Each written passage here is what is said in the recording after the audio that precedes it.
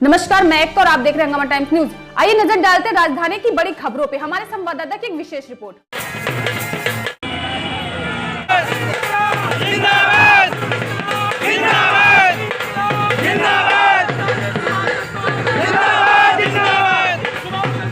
आज का प्रोग्राम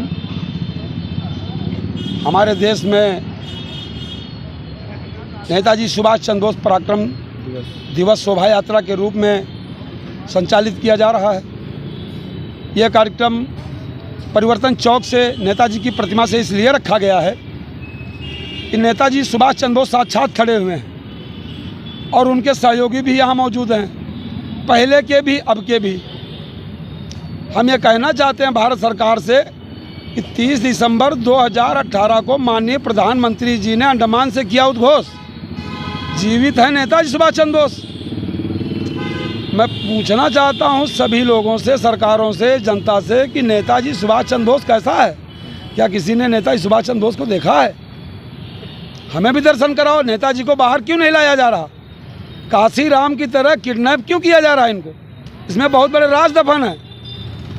इसलिए यह कार्यक्रम आगे संचालित किया जा रहा है। नेताजी सुभाष चंद्र बोस पराक्रम दिवस के रूप में यह मनाते हुए देश के कई जनपदों से होकर यह काफिला गुजरेगा।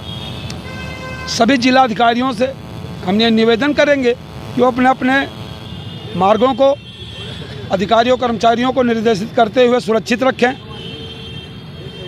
आज़ाद हिंद सरकार निकल रही है, कहीं पे भी निरीक्षण हो सकता है और यह भारत सरकार को भी सोचना चाहिए कि इनके काफिले का सुरक्षा व्यवस्था और आगे की योजना लिखना पढ़ना बंद करो, पहले काफिले की सुरक्षा व्यवस्था और खाने पीने का प्रबंध करो। मैं भारतीय प्रधानमंत्री से कहना चाहता हूं, क्योंकि ये वीरों ने ललकारा है, सारा विश्व हमारा है। एक एक देश जैसे जिले गिने जाएंगे, इसलिए अपने अपने देशों की सभी सुरक्षा व्यवस्थाएं सारे प्रधानमंत्री सुनिश्चित करें ताकि नेताजी विश्व गुरु के रूप में भारत में प्रकट होकर और अपनी व्यवस्था देख सकें। इस कार्यक्रम को संचालन करते हुए दिनांक 27 फरवरी 2021 को देशभक्त श्री चंद्रशेखर आज़ाद बनाम अंग्रेज मुठभेड़ विध्वंस दिवस मनाया जा रहा है और मनाया जाएगा। इस कार्यक्रम में भी देश के सभी माननीयों से और जिलाधिकारियों से अपेक्षा की जाती है कि पूर्ण सहयोग प्रदान करते हुए देशभक्त चंद्रशेखर आज़ाद को जिंदाबाद घोषित करें और दिनांक 27 फरवरी को मुठभेड़ दिवस के रूप में घोषित किया जावे। चूँकि कोई भी व्यक्ति जिंदा, अभी माननीय प्रधानमंत्री जी ने चंद्रशेखर आज़ाद, देशभक्त चंद्रशेखर आज़ाद के विषय में कुछ समय पहले एडवाइजरी जारी की है कि पूरे विश्व में देशभक्त चंद्रशेखर आज़ाद जहाँ कहीं भी वो पता लगा कर लाया जाए, और वो एडवाइजरी की कॉपी मेरे पास भी सुरक्षित है, कॉपी आई है। इसलिए हम लोग विश्वास कर रहे हैं कि हमारी भारत सरकार बड़ा अच्छा काम कर रही है। इस विषय में सरकार को अपना पक्ष रखना चाहिए और हमारे काफिले के स्वागत में माननीय प्रधानमंत्री जी को पूरे भारत में कहीं भी जहाँ भी हम लोग निकल रहे हैं, उनके शासन प्रशासन की व्यवस्था के तहत उनको पता है, कहीं न कहीं आकर के महापुरुष के चरणों में पढ़ लें और उनसे डायरेक्ट बात करके अन्य मामलों के भी ज्ञापन लें और उस पर कार्रवाई करें।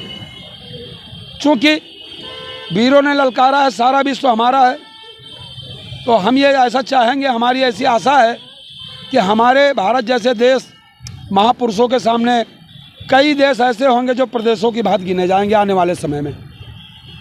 तो आगे कोई ऐसा कार्य ना हो, इससे विध्वंस उत्पन्न हो, आगे की लड़ाई बढ़े, जनता के द्वारा आगे कार्यक्रम बढ़े, किसान यूनियन की तरह आंदोलन हो।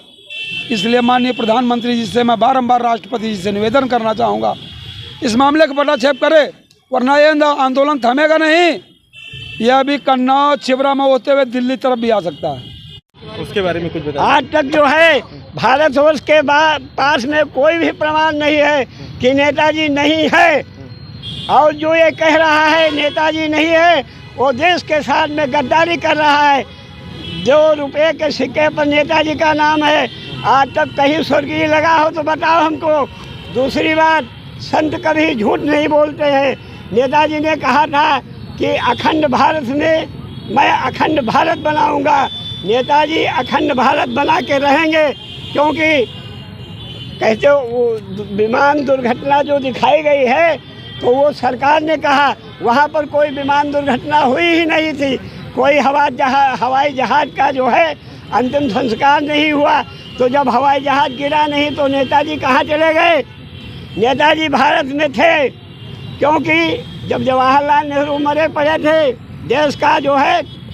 देश का कन्यादान करके अंग्रेजी सभ्यता को ला करके जब मरे पड़े हुए थे मृत्युशैया पर, तो जो आदम कद माला पहनाया था वो नेताजी ही थे। इंदिरा गांधी को रुद्राक्ष की माला जो दिया था वो नेताजी ही थे।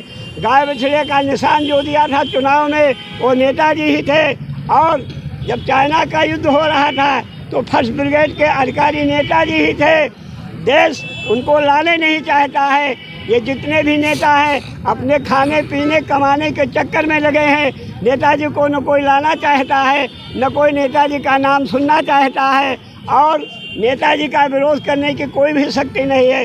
जिस तरह किसी ने कहा नहीं जाओ, इसी तरह से जब आना होगा समय पर आ जाएंगे, अखंड भारत बनाएंगे, और जो देश के साथ गद्दारी कर रहे हैं उनको दंड देंगे, जो देश के साथ वफादारी कर रहे हैं उनको उपहार देंगे। बोलो वृंदावन बिहारी।